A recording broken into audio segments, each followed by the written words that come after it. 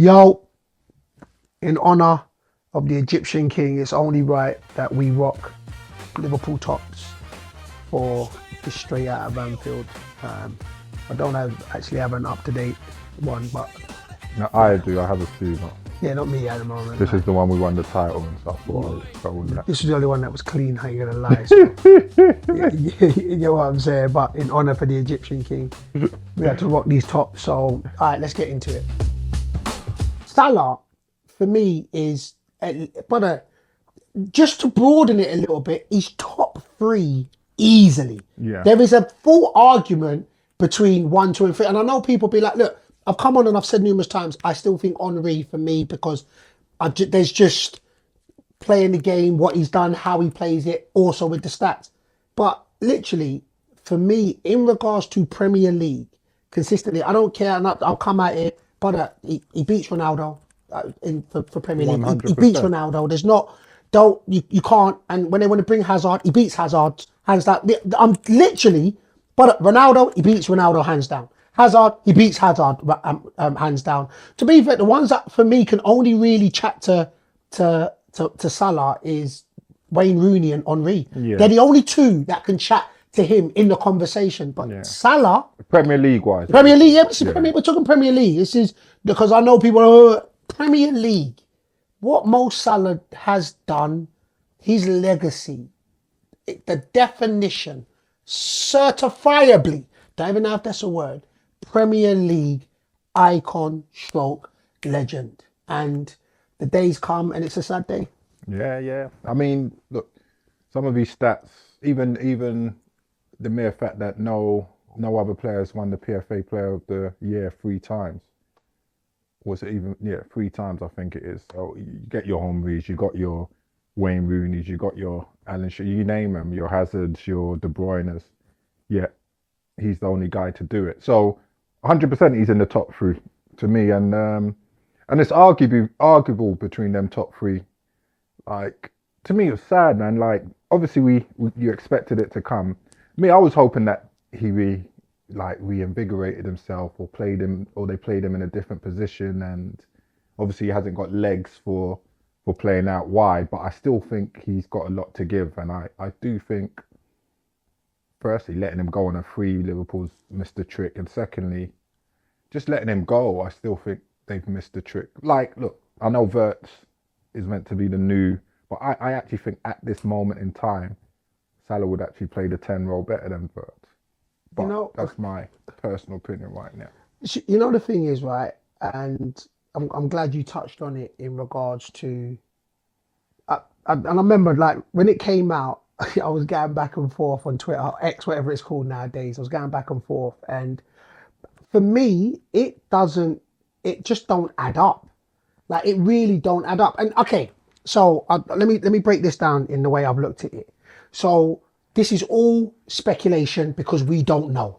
So this is just speculation that we're talking. But for me, Liverpool letting Mo Salah go on a free, for me, doesn't make sense from outside looking in. So I've heard people say, you know what, it's the way Liverpool is showing respect by not putting a price tag on him, letting him go on free, so that means he can pick where he wants to go.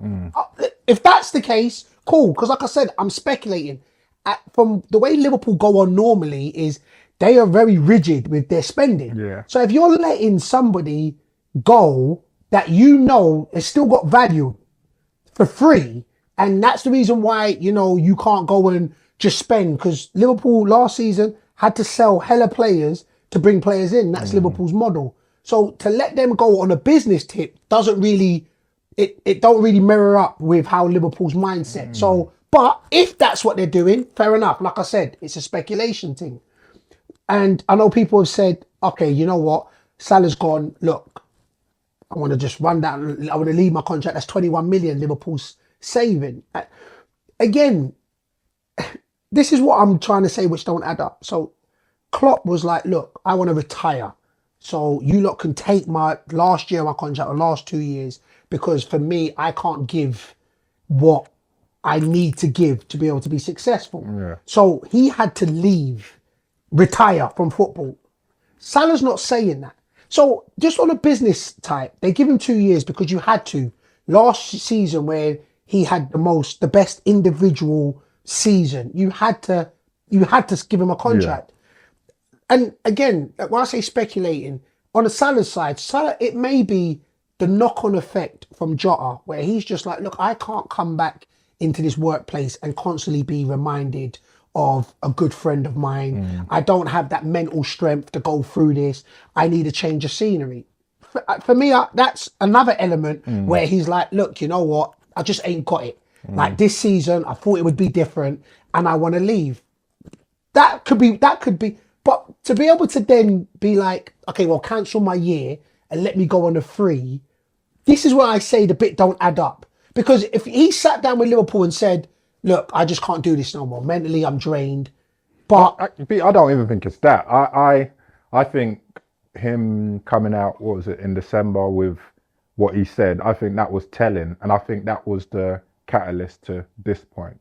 So him saying he feels like someone at the club wants him out. Okay. Him saying he's lost whatever the relationship he had with Slot. Like they barely got a relationship. I think everything stems from there. I don't think, and him not coming back because they didn't highlight it enough. But obviously him coming back and not, the media was like him not apologizing or whatever, but still being integrated into the team. I think there's just been an underlying issue from there, and I think that's what's led to where we are now. I think he's still not fully happy, and I think Slot is just this ties back into me saying I don't think Slot's man enough or he's got the charisma or whatever to manage Liverpool because of scenarios like this. I feel a top manager, a manager a manager, I guess, with more experience of dealing with big players and different characters and different attitudes would have dealt with this at that point of where Salah was feeling insecure for whatever reason. And I think it would be more harmonious. What's the word? Harmonious. Yeah, harmonious to this point. So I feel yes, the obviously the Jota thing can have a massive effect on the club, full stop. But I think Salah don't feel fully appreciated for everything he's done for this club. The thing is, the reason why I use that, because if that's the case, then what he then said was right, and that means somebody at Liverpool didn't want him. That's the reason why. That's the reason why I'm kind of looking at both sides of this, because I'm like, okay, this is what I don't get. I'm like, 9 years he gave you. Slot give 1 year and won the Premier League, which cool, we salute you, Slot. With Klopp's team. But I'm just saying, then it's like Liverpool picked Slot over Salah in regards to this, and it's just straightforward. And I think that's a how can I say it? That's a football thing, though. I don't think it's them picking. I think it shows because you look at the Ronaldo situation with Ten Hag. Right. As great as Ronaldo is and everything he's achieved, they backed Ten Hag and said Ronaldo was in the wrong with how he was behaving at that point. Yeah. So the reason why but what's different there is that Ronaldo went away, came back. So Ronaldo kind of was riding on sentiment, in my opinion, when he came back to Man United. Do you know what I'm saying? So what I'm saying is I hear what you're saying, where that they pick the good of the future. Yeah. So what Liverpool did was, okay, you know what? And the reason why I think this is where I find it hard where it's not adding up was because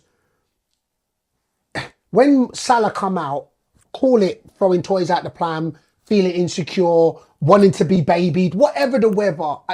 As Liverpool, you still be like, but when he came out, it wasn't right at Liverpool. Yeah. It wasn't like Liverpool were flying and he was in his feelings. You saw the decline of Liverpool, as well as himself, but you saw the decline. And you saw, even when they was at their pomp, Klopp come out and said, this is Salah's standard. This is his standpoint across the line. So again, this is why I'm looking at it. And again, we're speculating. We are speculating. But of course, when we're trying to add up these actions now, you're like, well, you know what? boom, when Mo come out and said, brother, somebody's thrown me under the bus. They don't want me here and I shouldn't be. At this point now, you're like, yeah.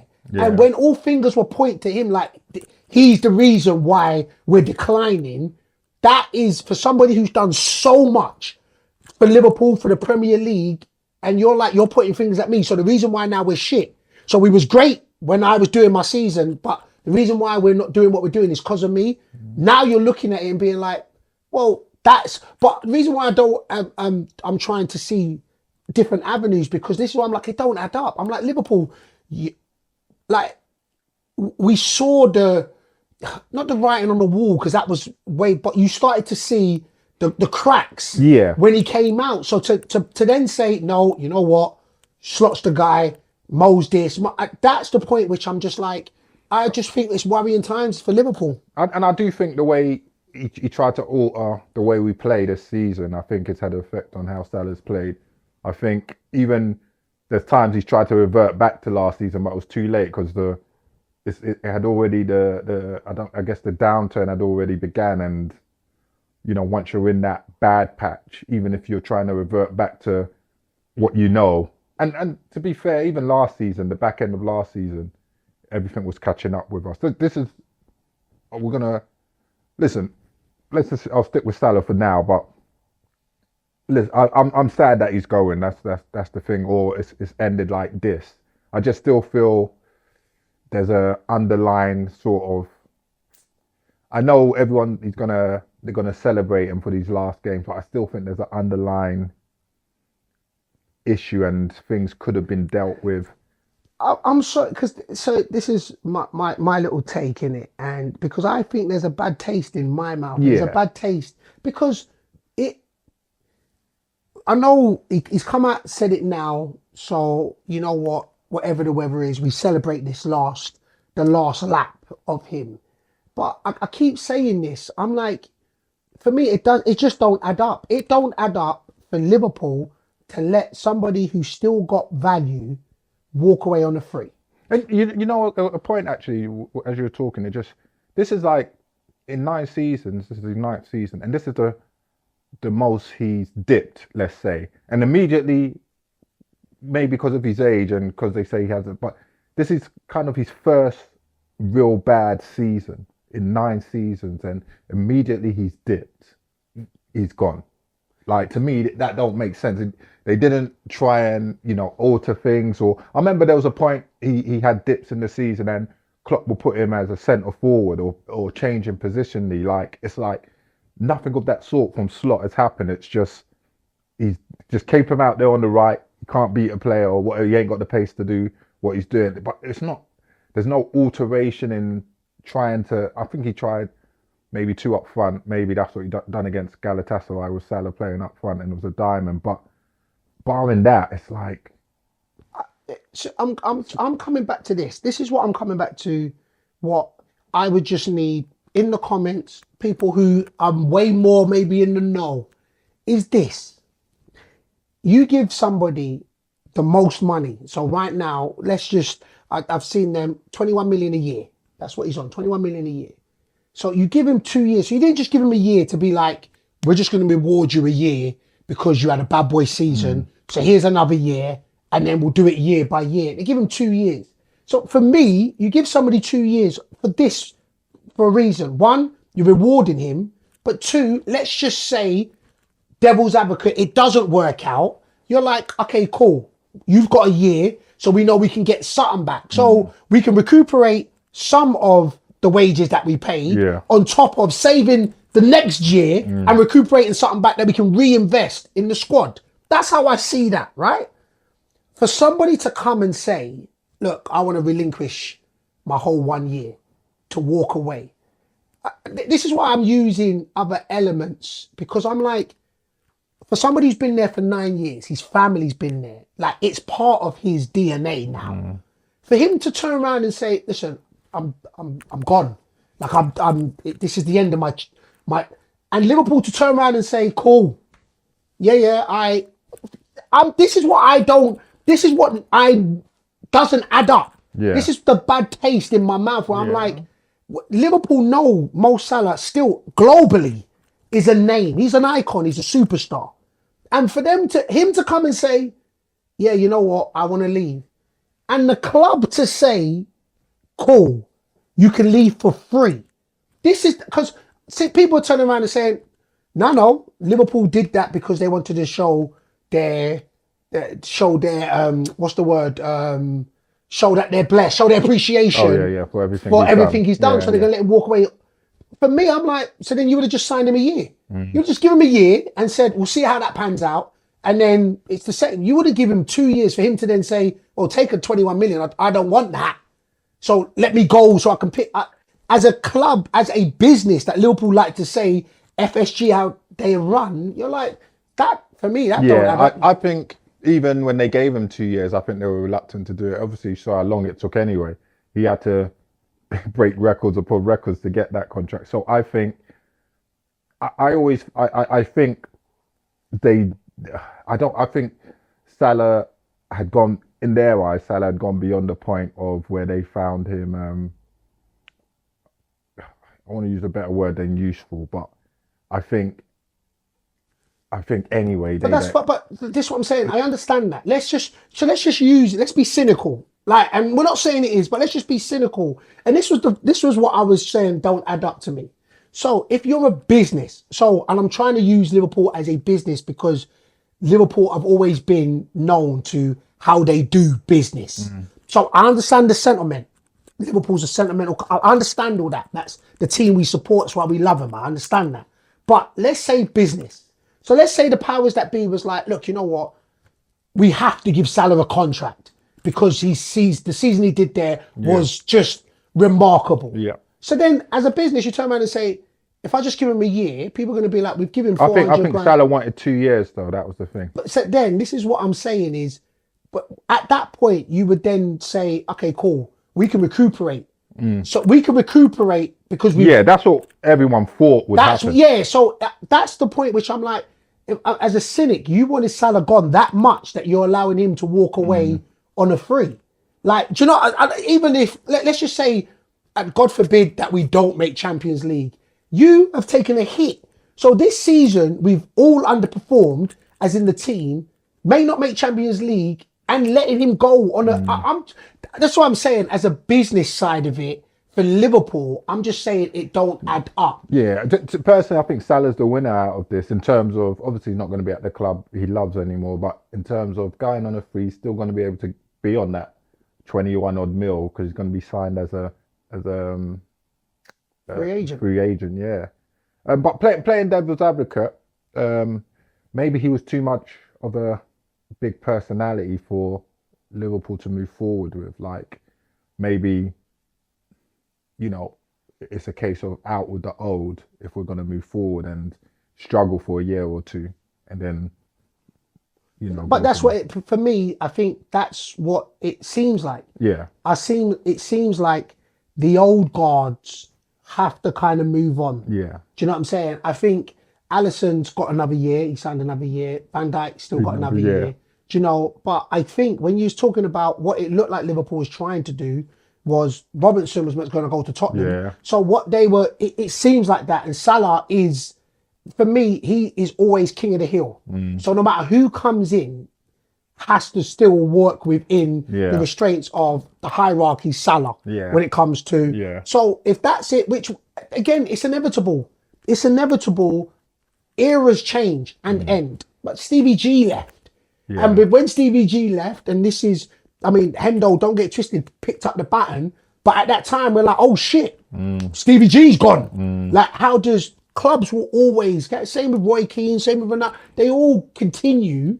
So, but it, again, I think it just comes back to, it just, the taste it leaves is just a little bit sour in regards to it. And again, listen, I mean, look, we can move on to Slot, and I will honestly I believe this, if Slot had gone earlier in the season, Salah would still be here. I'm with you on that. And next season, I believe that. But look, one thing I would say, and one thing we would all agree on, the manager needs to be the manager in regards to it. I don't think there should be a player that is bigger than the manager, personally. I think for true success and longevity success, the manager has to be the main. number But one, yeah. in this case, I do believe, and what's gone around it, it echoes what you've said in regards to Slot not being. Listen, I've said this. I think he was ideal when he came in for the short-term transition.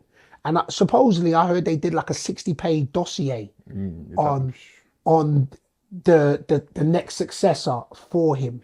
But they wanted Alonso first. So regardless if they done a 60-page dossier, they wanted Alonso first. And Alonso obviously chose Real Madrid. But listen, I felt, and listen, we said it, I felt what he walked into, his mannerisms, his style, his character, his demeanour was perfect for what was already established. I think what you're seeing now echoes, like I said, what you said in regards to overseeing a transition. And I think, the crazy thing is, and this is what I stated, right? I think the way, and I actually heard this, I think somewhere, we've always said Slot is Slot. You know what I'm saying? I think we're so spoiled, whatever the weather is. We had, for me, I'm talking about the perfect manager, like who, not just to oversee a transition, but to build. And I'm talking about both on and off the pitch. We had the perfect guy. Slot's his own guy. And we stated this, but Klopp's no longer there. Slot's not Klopp. Do you know what I'm saying? And if he was trying to be him, he wouldn't be true to himself. Slot is, but one thing I would say is it comes back to this point where I think when you're looking about going forward, building as in styles and mirroring and matching, I think there's an element of Slot is so pragmatic. And I think Liverpool, and understand this, if you get it, you get it. If you don't, you don't. That's fine. I think there's something spiritual about both Liverpool and Anfield, which is not pragmatic. And I think if you've been there, played there, an atmosphere or on nights, it's borderline spiritual. And I think you wholeheartedly have to believe in, I've got to get, it's, there's sometimes where teams make the stadium and there's sometimes stadiums make the team. I honestly believe the stadium of Anfield makes the team. Team plays its part. So you have to believe that. And I think Slot's a pragmatic manager. I think Slot's like, no, my style will make what happens. Whereas you have to be like, no, I have to connect with this frequency and this spirituality of Anfield and Liverpool. Even if you don't go deep, just the energy of Anfield, you got to connect with, all the energy of a crowd. Like you could tell us as a crowd or as fans watching it, it's like the football's just lethargic and slow, and just it's almost no direction and just passing for passing's sake. So it in turn, even if it doesn't give the crowd anything to feed off, so we're there just watching, sitting down like half putting us to sleep. But to rewind, look, the thing is, I touched on it, and I'll just sound like a broken record. I just think the elements of why Slot doesn't suit Liverpool, and I think it's rearing its head now. It's because he was at Feyenoord, and he's not had the experience enough yet for a big club. So all he's had is successes at Feyenoord, whatever he won, the league and the cups he won there. So even then, coming into Liverpool, because what people tend to forget, the season before, because everyone's like, but Klopp didn't win the league. But the season before, and I stated so many times, Klopp was going for 4 trophies, but he was leaving, so he tried to take the lot, and that was the mistake, in hindsight, which was made. I think if they concentrated on the league, or even if they concentrated solely on the league or the Champions League, they would have had one of the two.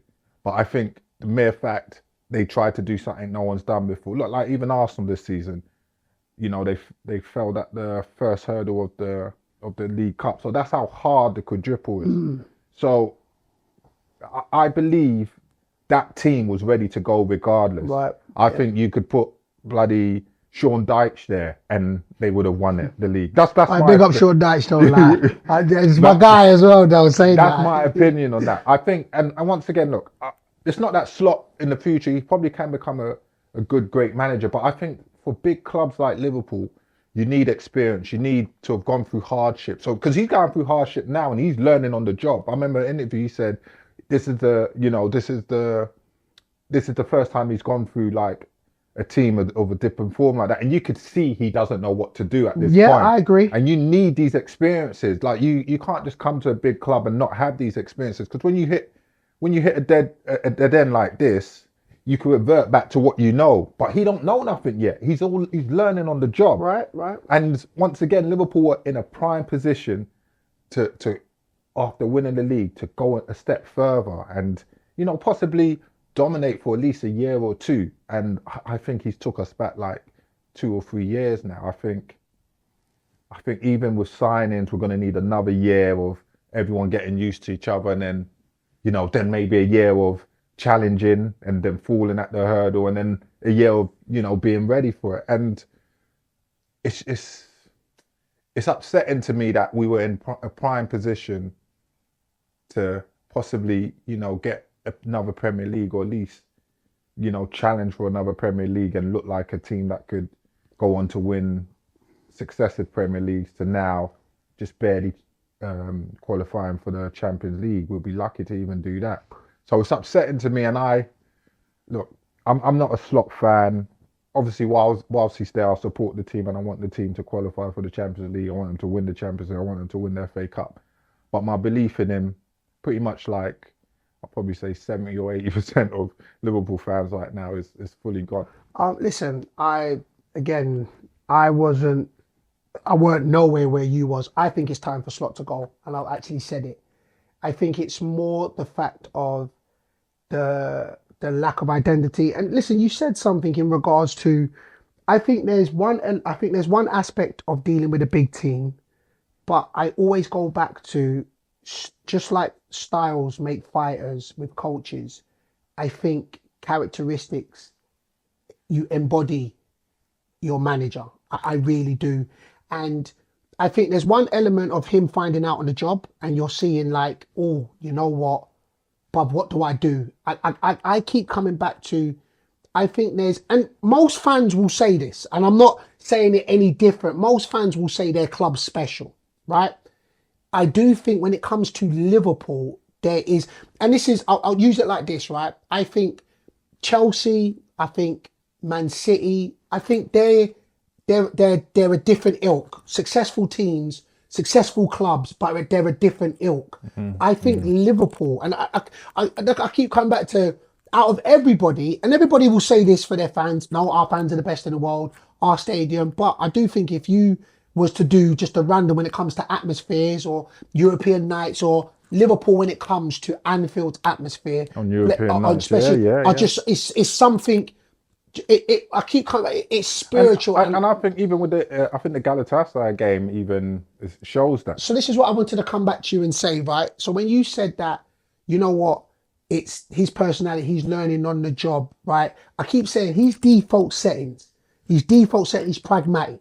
He come in, he speaks it, we train it, you said there's times where he tries to revert back to, okay, this got me success last time, but his default settings is ball possessions. It's like, look, if we got the ball, we can control it. For me, he comes out and says, listen, I'm not saying we play slow, but I want the onus for us to have the ball. Whereas, we've been spoke to be like the onus for generally is hard work first, and your ability will show second. Yeah. So the harder you work, the more you can show. That's what we was been spoke. So every player, the standard was that. Before they had to think about being on the ball. So when they lost it, they had to go and win it back. Yeah. Rarely could get outrun. Whereas his default settings is ball possessions, which that's his. But it comes back to now he's going through this turmoil. And again, experience, what he will learn through this period will put him in great stead going forward, because it's what happens. But what I would say is, when you're talking about a 60-page dossier, and I've said it, you have to connect. Liverpool, as a team, as a function, as a community, they have to feel like they connect with you. Be that player or be that manager. You can't be a disconnected, oh, I'm here to do a job and go home, because Liverpool's not built like that. And that's the problem why I say with Slot at this point, where I'm like, you know what? It's not that he don't get it, because I actually think he does, because the Galatasaray game was where he showed the most emotion I've seen him on the touchline. He was spinning, he was jumping, he was in their face. He was like, look, I was saying it prior. So if somebody was saying, look, but they feed off energy. So it's, and then the Brighton game, but it was, there was nothing again. He was tired. The team was, it was just, oh, well, no, snap. But I can't jump up and down now. What do I do? Because for him, that's not him. So it just comes to a point where I feel, more than anything, I do believe that, like, I support my team. I would love to be proven wrong. But I just think time and time again this season, you've seen his default settings is not a match for Liverpool going forward. And that's just where I'm at. So you know where it's like, but why are you lot holding on to the what ifs? Because for me, it's I think the thing that we've seen so much, just what is the norm at the moment is his identity. So, you know, we keep saying that there's a lack of identity. Actually, it's his identity that we play this way. We saw it at times last season after going 1 or 2-0 up, but we thought, no, he's just, because of what the hecticness we were used to with Klopp, we just thought, oh no, now that we're ahead, he's just calming things down. It's like, nah, he's fully gone the opposite direction. Yeah, it's more Slot. So last season it was more Klopp, a touch of Slot. This season it's barely any Klopp, which it happens. It's not. We're not saying that. That's cool, but it's all Slot, and that's what we're seeing now. And also, listen, don't get a game twisted. I understand you become prickly, like when you're giving interviews and it's not going right. But I honestly think he makes it 10 times worse every time he speaks. Like last season, I thought I said this though. But last season, I was like, this brother is a G. But he's a certified G. But he called out what he needed to call out, and we was always said last season there was no connection because none of them were his players. So he could really be as harsh and as disconnected as he wanted to because the fans were connected to him. Whereas these are his players. So you can't be disconnected from your players. And the way my man speaks, it's like, yeah, well, you say we spent 450 million, but we only used 150 million because the other players have been injured. He's like, but what? For me, and then it's, yeah, man, you know, teams when that want to play low blocks, and you're like, wait, what?